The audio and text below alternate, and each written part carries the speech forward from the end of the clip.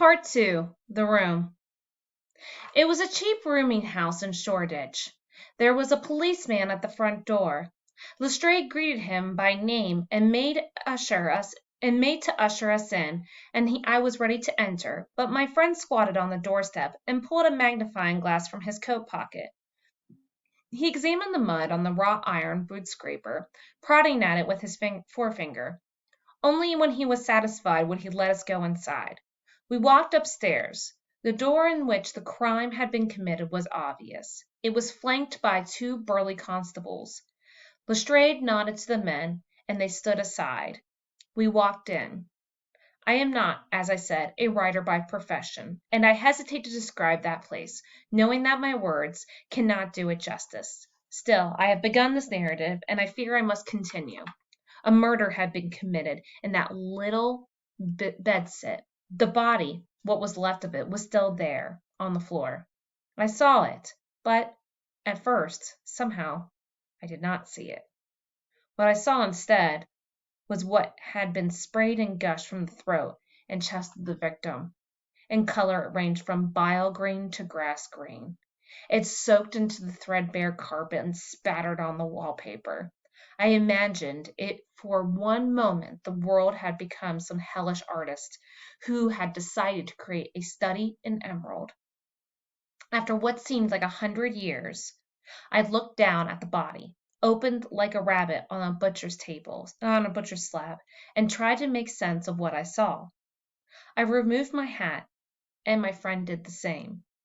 He knelt and inspected the body, inspecting the cuts and gashes.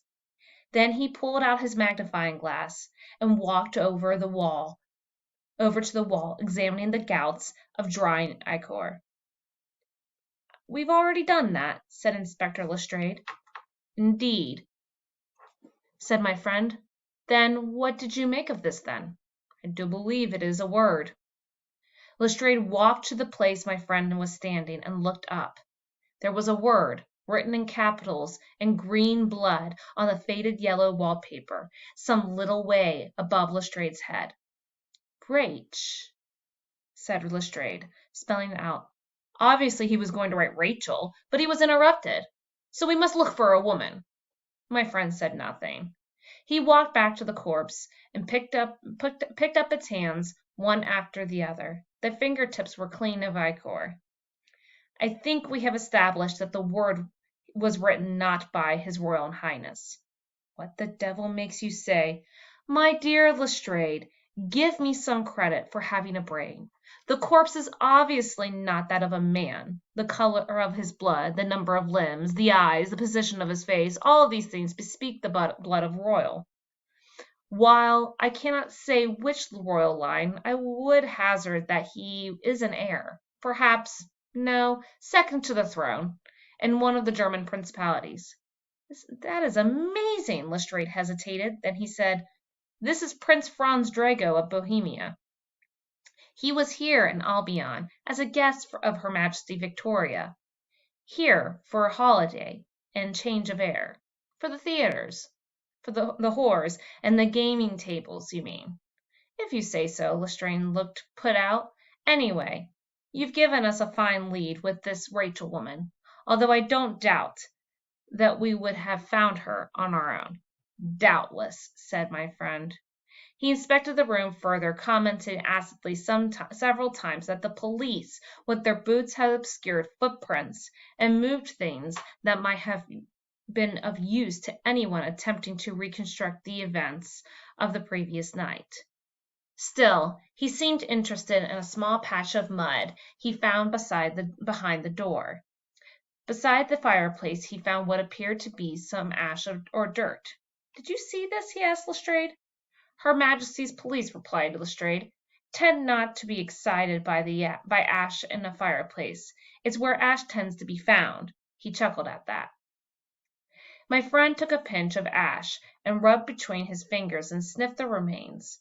Finally he scooped up what was left of the material and tipped it into a glass vial, and he stoppered and placed in an inner pocket of his coat. He stood up. "And the body?"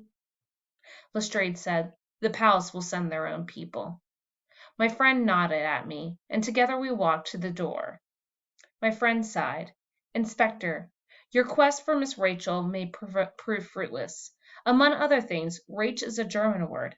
It means revenge. Check your dictionary. There are other meanings. We reached the bottom of the stair and walked out onto the street. You have never seen royalty before this morning, have you? He asked. I shook my head. Well, the sight can be unnerving if you're unprepared. Why, my good fellow, you are trembling. Forgive me. I shall be fine in moments. Would it do you good to walk? He asked, and I assented, certain that if I did not walk, then I would begin to scream. West, then, said my friend, pointing the dark tower of the palace, and we commenced to walk. So, said my friend, after some time, you have never had any personal encounters with any of the crowned heads of Europe? No, I said. I believe I can confidently state that you shall, he told me, and not with a corpse this time. Very soon. My dear fellow, whatever makes you believe? In reply, he pointed to a carriage, black painted, that had pulled up 50 yards ahead of us.